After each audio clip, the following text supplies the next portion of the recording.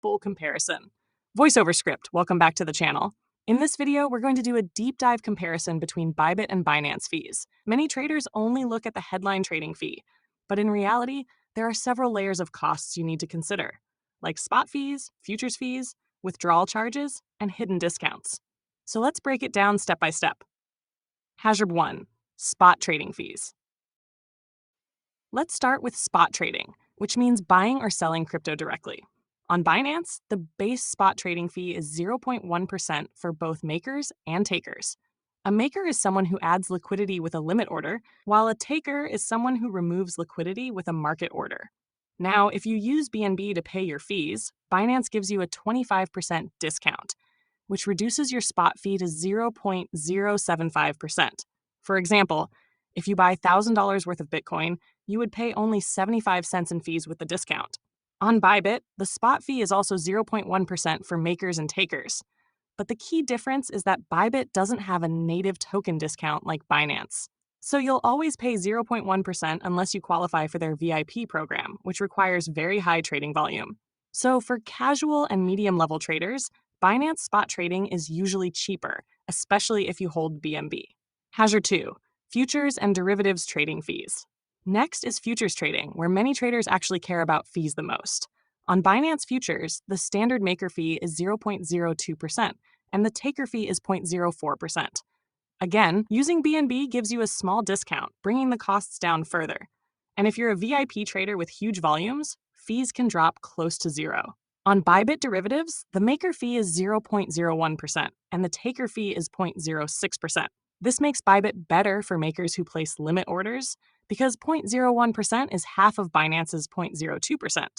But if you're a taker who uses market orders, Bybit is more expensive at 0.06% compared to Binance's 0.4%. So the rule is simple. If you're a maker, Bybit is cheaper.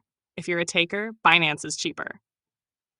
3. Deposit and withdrawal fees. Now let's talk about money moving in and out of the exchange.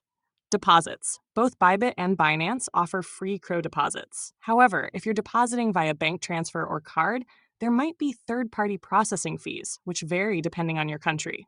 Withdrawals. This is where things get interesting. Withdrawal fees are not fixed like trading fees. They depend on the network.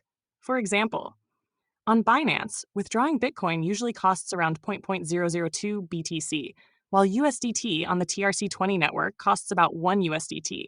On Bybit, Bitcoin withdrawal is usually 0.005 BTC, and UST on TRC20 also costs 1 USDT.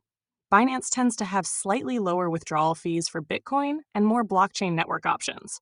But for stablecoins like USDT, both exchanges are similar. Nasha 4. VIP discounts and volume benefits. Both exchanges reward high-volume traders. On Binance, the more you trade in a 30-day period, the lower your fees. VIP levels can reduce maker fees to as low as 0.02% and taker fees at 0.04% on spot, with even better rates for futures. Plus, holding BNB helps you climb VIP levels faster. On Bybit, VIP discounts are also available, but you need to trade very high volumes to qualify. The benefit is smaller compared to Binance. Nash 5. Hidden costs and real-world example. A lot of traders forget about hidden costs like slippage. If you're trading small amounts, fees are straightforward.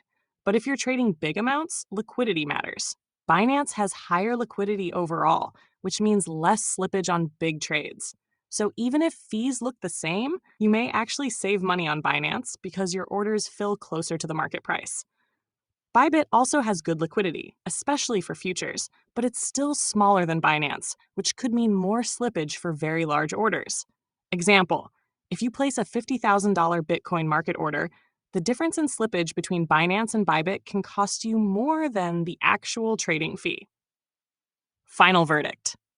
So after breaking it all down, spot trading, Binance wins thanks to the BNB discount.